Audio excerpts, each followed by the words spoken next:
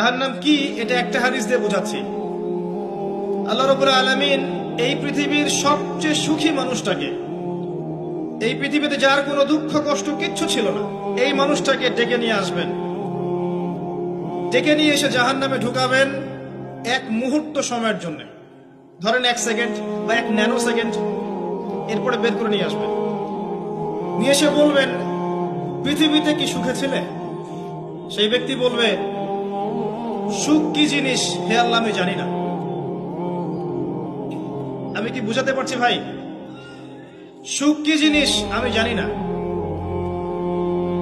আর আল্লাহ রাব্বুল আলামিন এই পৃথিবীর সবচাইতে কষ্টে থাকা মানুষটাকে ডেকে নিয়ে আসবেন, এনে জান্নাতে ঢুকাবেন, ঢুকে 1 মুহূর্ত সময় রাখবেন, বের করে নিয়ে আসবেন।